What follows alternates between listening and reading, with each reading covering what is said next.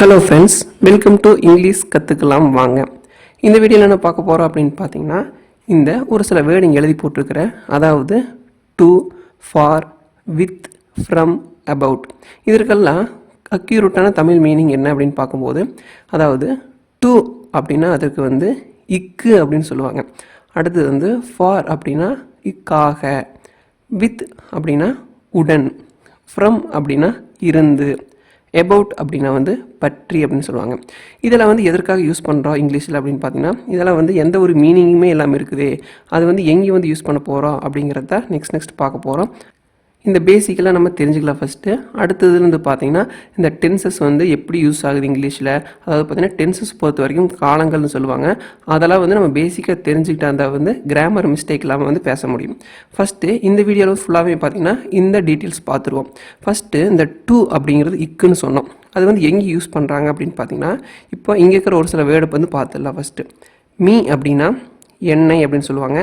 You அப்படின்னா உன்னை, him அப்படின்னா அவனை, ஹெர் அப்படின்னா அவளை, தெம் அப்படின்னா அவர்களை, எஸ் அப்படின்னா வந்து எங்களை அப்படின்னு சொல்கிறாங்க. இப்போது எக்ஸாம்பிள் பார்த்தீங்கன்னா, என்னை அப்படிங்கிறதுக்கு பதிலாக எனக்கு அப்படின்னு சொல்லணும். அதுக்கு நான் என்ன சொல்கிறது அப்படின்னு பார்த்தீங்கன்னா, இப்போ என்னை அப்படின்னு இருக்குது, இங்கே அதுக்கு வந்து மீ அப்படின்னு சொல்லுவாங்க. இப்போ இதே வந்து எனக்கு அப்படிங்கிறப்போ இங்கே வந்து அதற்காக என்ன அங்கே வந்து கொண்டு வரணும். இங்கே மீ இருக்குது, இங்கே இக்குன்னு வந்து ஏடாயிக்குது எக்ஸ்ட்ராவாக.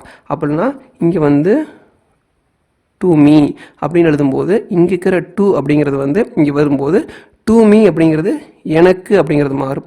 நெக்ஸ்ட்டு பார்த்தீங்கன்னா இங்கே வந்து யூ அப்படின்னு இருக்குது, இது உன்னை அப்படின்னு இருக்குது. இதே வந்து உனக்கு அப்படிங்கிறப்போ என்ன அப்படி எழுதணும் அப்படின்னு பார்த்தீங்கன்னா டு யூ. அடுத்தது பார்த்தீங்கன்னா அவனை அப்படின்னு இருக்குது.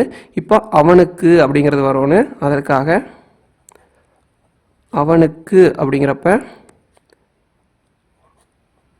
To him. நெக்ஸ்ட் ஒன் பார்த்தீங்கன்னா அவளை அப்படின்னு இருக்குது, ஹெர். அதாவது அவளை அப்படிங்கிறதுக்கு வந்து ஹெர்ன்னு சொல்லுவாங்க. இதே வந்து அவளுக்கு அப்படிங்கிறப்ப அவளுக்கு அப்படின்னா டு ஹெர். ஓகேங்களா. திம் அப்படின்னா அவர்களை. இதே வந்து அவர்களுக்கு அப்படின்னா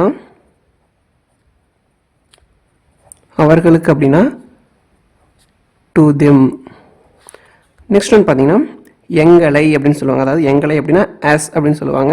இதே வந்து எங்களுக்கு அப்படின்னா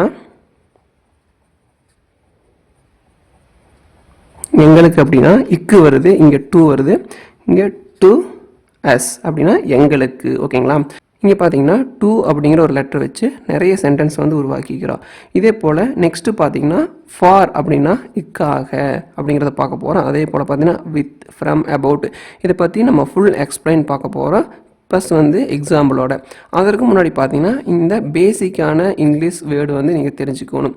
ஐ அப்படின்னா நான், ஹி அப்படின்னா அவன், ஷி அப்படின்னா அவள், தே அப்படின்னா அவர்கள், வி அப்படின்னா நாங்கள், யூ அப்படின்னா நீ அல்லது நீங்கள், இட் அப்படின்னா அது. இதெல்லாமே பார்த்தீங்கன்னா நீங்கள் பேசிக்காக தெரிஞ்சிருக்க வேண்டியது. நீங்கள் இப்போ தான் வந்து இங்கிலீஷை வந்து லேர்ன் பண்ண ஸ்டார்ட் பண்ணுறீங்க அப்படின்னா இதெல்லாம் வந்து நீங்கள் தெரிஞ்சுக்கங்க. முக்கியமாக பார்த்தீங்கன்னா இந்த me, you, him, her, they, us இதெல்லாம் தெரிஞ்சுக்கங்க. ப்ளஸ் பார்த்தீங்கன்னா இந்த to, for, with, from, about இதையும் தெரிஞ்சுக்கிட்டிங்கன்னா ஈஸியாக வந்து நம்ம சென்டென்ஸ் வந்து மேக் பண்ணிடலாம். நெக்ஸ்ட் பார்த்தீங்கன்னா அடுத்தடுத்து இதில் இப்போ ஃபாரு, வித்து, ஃப்ரம், அபவுட் இதை பற்றி பார்க்கலாம். செகண்ட் ஒன் பார்த்தீங்கன்னா இப்போ ஃபார் அப்படின்னா இக்காக. அதாவது இங்கே வந்து மீ அப்படின்னா என்னை நிற்குது, எனக்காக அப்படிங்கிறத வந்து எப்படி வந்து க்ரியேட் பண்ணலாம், மேக் பண்ணலாம் அப்படின்னு பார்த்தீங்கன்னா எனக்காக அப்படிங்கிறதா ஃபார் மீ. நெக்ஸ்ட் ஒன் பார்த்தீங்கன்னா இங்கே உன்னை நிற்குது, இதே வந்து உனக்காக அப்படின்னா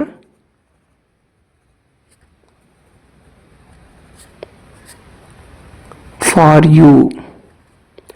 நெக்ஸ்ட் ஒன் பார்த்தீங்கன்னா ஹிம் அப்படின்னா அவனை. இப்போ அவனுக்காக அப்படின்னா ஃபார் ஹிம்.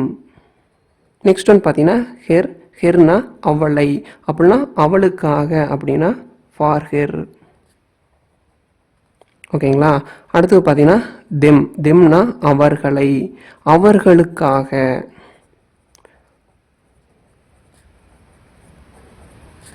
இப்போ அவர்களுக்காக செய்தான் அப்படின்னு சொல்லும்போது எக்ஸாம்பிள் அவர்களுக்காக அப்படின்னா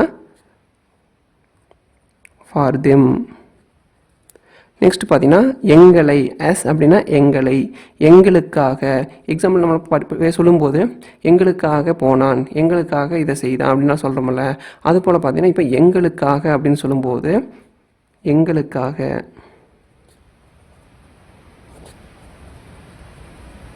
எங்களுக்காக அப்படிங்கும்போது ஃபார் எஸ். ஓகேங்களா. நெக்ஸ்ட் ஒன்று பார்த்தீங்கன்னா வித். வித் அப்படின்னா உடன், உடன் சென்றான். அந்த உடன் அப்படின்னு என்னுடன், உன்னுடன், அப்பாவுடன் சென்றான் அப்படின்னு சொல்லும்போது இங்கே மீ அப்படின்னா என்னைன்னு சொல்லுவாங்க. இதே வந்து என்னுடன் அப்படிங்கிறது வந்து எப்படி சொல்லணும் அப்படின்னு பார்த்தீங்கன்னா என்னுடன், வித் மீ. ஓகேங்களா. நெக்ஸ்ட் பார்த்தீங்கன்னா யூ அப்படின்னா உன்னை, இதேவே வந்து உன்னுடன் அப்படின்னு சொல்லும்போது உன்னுடன், அவன் உங்கூட இருப்பான் அப்படிங்கிறத நம்ம சொல்கிறோம்ல, உன்னுடன் அப்படிங்கிறத, உன்னுடங்கிறத வித் யூ. ஓகேங்களா. அடுத்தது அவனை, அவனை அப்படின்னா ஹிம். இப்போ அவனுடன் அவன் சென்றான் அப்படின்னா நம்ம எக்ஸாம்பிள் நம்ம பேச்சு வழக்கு பேசும்போது அவனை அப்படின்னு இருக்குது. இப்போ அவனுடன் அப்படின்னா அவனுடன் அப்படிங்கும்போது வித் ஹிம். ஓகேங்களா, வித் ஹிம். அடுத்தது ஹெர் அப்படின்னா அவளை, அவளுடன், அவளுடன் அப்படின்னு சொல்லும்போது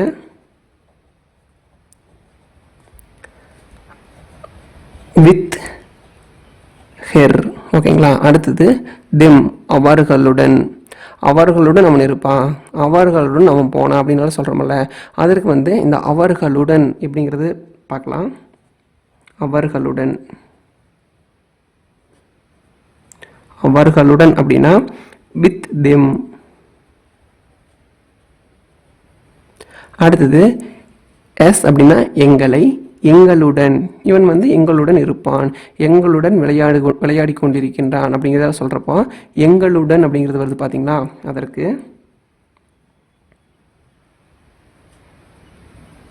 எங்களுடன்ங்கிறது வித் எஸ். ஓகேங்களா. நெக்ஸ்ட் பார்த்தீங்கன்னா ஃப்ரம். ஃப்ரம் அப்படின்னா இருந்து அப்படின்னு சொல்லுவாங்க. இப்போது நீ அப்படிங்கிறது என்னை, இதே வந்து என்னிடம் இருந்து அப்படின்னா என்னென்னு பார்க்கலாம். என்னிடம் இருந்து அப்படின்னா ஃப்ரம் மீ. ஓகேங்களா. இவ்வளவு தான் ஈஸியாகவே வந்து நம்ம ஒரு சென்டென்ஸ் வந்து மேக் பண்ணுறதுக்கு பேசிக்லேருந்தே நம்ம தெரிஞ்சுட்டே வந்தோம்னா ஈஸியாகவே வந்து நம்ம இங்கிலீஷை வந்து லேர்ன் பண்ணிக்கலாம். ஓகே, இப்போ வந்து மீ அப்படிங்கிறது பார்த்துட்டோம். இதில் என்னைன்னு சொல்கிறாங்க. என்னிடம் இருந்து அப்படின்னா ஃப்ரம் மீ. ஓகேங்களா. செகண்ட் பார்த்தீங்கன்னா யூ அப்படின்னா உன்னை, உன்னிடமிருந்து ஒரு பென்சிலை பெற்றான். இதே வந்து இந்த உன்னிடம் இருந்து அப்படின்னு வருது பார்த்தீங்களா, அதற்கு வந்து உன்னிடம் இருந்து, உன்னிடம் இருந்து. முடிஞ்சால் நீங்கள் நோட் பண்ணிக்கங்க, நோட்ஸ் எடுத்து வச்சிட்டிங்கன்னா ஈஸியாக வந்து நம்ம லேர்ன் பண்ணிக்கலாம். ஏன்னா எப்போவுமே ஒரு வீடியோ பார்க்குறத விட அதை வந்து ஹேண்ட் ரைட்டிங், அதாவது பார்த்தீங்கன்னா கையால் எழுதும்போது நம்மளுக்கு வந்து இன்னும் வந்து அப்சர்வ் ஆகுது. அதனால் முடிஞ்ச அளவுக்கு நீங்கள் வந்து ஒரு சின்ன நோட் போட்டோ இல்லை பேப்பர்லேயோ நோட்ஸ் எடுத்து வச்சுக்கோங்க.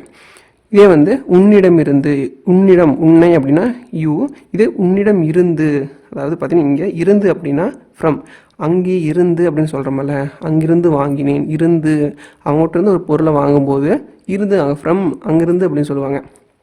அதே போல் தான் இப்போது உன்னிடம் இருந்து, உன்னிடம் இருந்துன்னா யூ, இதே from you, from you, from யூனா உன்னிடமிருந்து. ஓகேங்களா. அடுத்து வந்து ஹிம் அப்படின்னா அவனை, அவனிடமிருந்து, அவனிடமிருந்து, அதற்கு வந்து ஃப்ரம் ஹிம். ஓகேங்களா.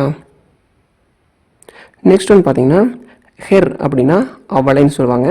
அவளிடமிருந்து ஒரு பொருளை பெற்றான். ஓகேங்களா. அதற்கு அவளிடமிருந்து அப்படின்னு சொல்கிறோம்ல, அவளிடமிருந்து அப்படின்னா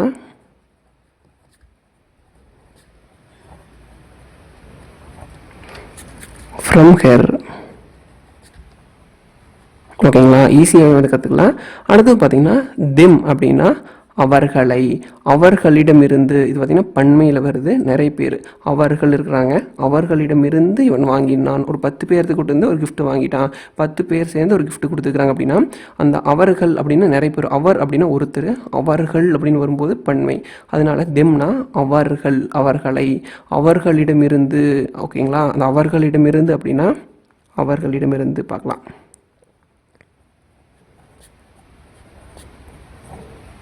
இப்போ அவர்களிடமிருந்து அப்படின்னா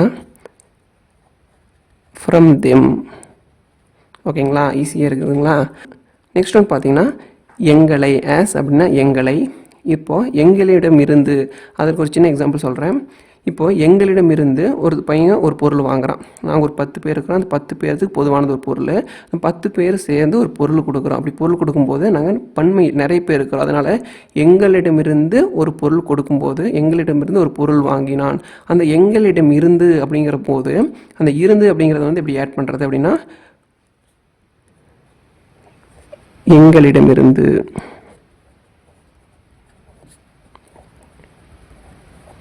அதற்கு பார்த்தீங்கன்னா ஃப்ரம் ஆஸ் அப்படின்னா எங்களிடம் இருந்து அப்படின்னு சொல்லுவாங்க. ஓகேங்களா, அடுத்து பார்த்தீங்கன்னா அபவுட்.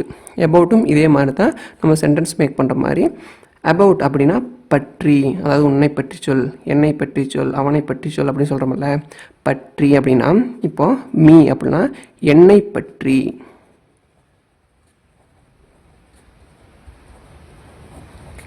என்னை பற்றி. About me, about me. ஓகேங்களா, இங்கே அபவுட் இருக்குது, மீ அப்படின்னா என்னை, இப்போ என்னை பற்றி அப்படின்னா அபவுட் மீ. ஓகேங்களா, அபவுட் மீனா என்னை பற்றி. இப்போ என்னை பற்றி சொல்லுங்கள் அப்படின்னு சொல்கிறோம்ல, அது மாதிரி என்னை பற்றி அப்படின்னா அபவுட் மீ. செகண்ட் ஒன் பார்த்தீங்கன்னா யூ, உன்னை பற்றி அப்படின்னா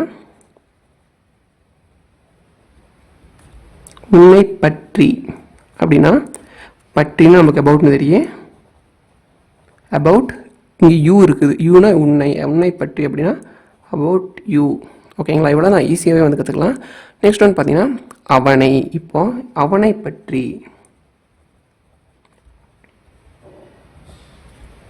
அவனை பற்றி, அவனை அப்படின்னா ஹிம்மு. இப்போ அபவுட் அப்படின்னா வந்து பற்றி. ஓகேங்களா, இங்கே அபவுட், அபவுட் ஹிம் அப்படின்னா அவனை பற்றி. அடுத்து பார்த்தீங்கன்னா அவளை பற்றி. ஓகேங்களா,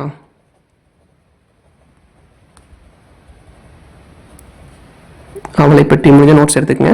அவளை பற்றினா அவளை அப்படின்னா ஹேர், அபவுட்னா பற்றி. ஓகேங்களா, அபவுட், அபவுட் ஹேர் அப்படின்னா அவளை பற்றி. ஓகேங்களா, நெக்ஸ்ட் பார்த்தீங்கன்னா தெம். தெம்னா அவர்களை. இப்போ அவர்களை பற்றி அப்படிங்கும்போது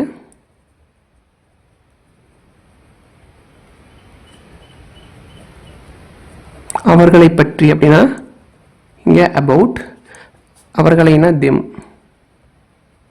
அபவுட் தெம். ஓகேங்களா, இங்கே லாஸ்ட் ஒன் பார்த்தீங்கன்னா ஆஸ், எங்களை, எங்களை பற்றி கூறுங்கள் அப்படின்னு சொல்லும்போது அந்த எங்களை அப்படிங்கிறத வந்து எப்படி ஆன்சர் பண்ணுறது அப்படின்னு பார்த்தீங்கன்னா எங்களை பற்றி,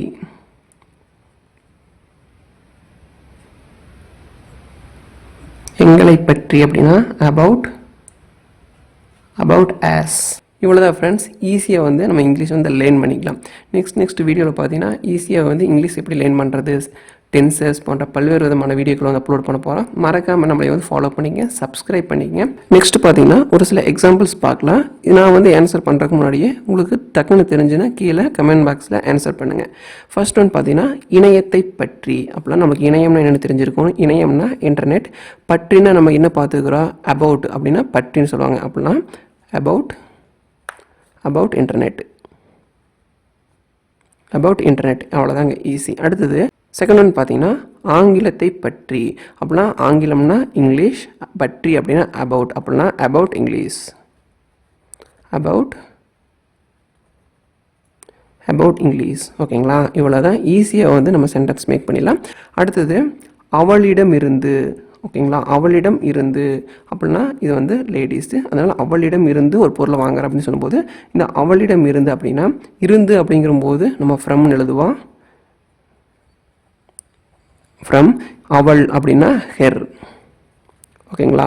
அவளிடம் இருந்து அப்படின்னா ஃப்ரம் ஹெர். ஓகேங்களா. அடுத்தது பார்த்தீங்கன்னா நான் வந்து டென்சஸை வந்து கவர் பண்ண போகிறேன். ஏன்னா ஒரு இங்கிலீஷை வந்து நம்ம நல்லா லேர்ன் பண்ணும்போது டென்சஸ் வந்து முக்கியமானது. ஏன் டென்சஸ்னால் என்ன அப்படின்னு பார்த்தீங்கன்னா காலங்கள் அப்படின்னு சொல்லுவாங்க. அதாவது நம்ம தமிழில் படிக்கும்போது நிகழ்காலம், எதிர்காலம், இறந்த காலம் இது தெரிஞ்சுக்கிட்டால் தான் நம்ம வந்து ஈஸியாக வந்து கிராமர் மிஸ்டேக் இல்லாமல் இங்கிலீஷை வந்து லேர்ன் பண்ண முடியும். ஓகேங்களா. Okay, thank you.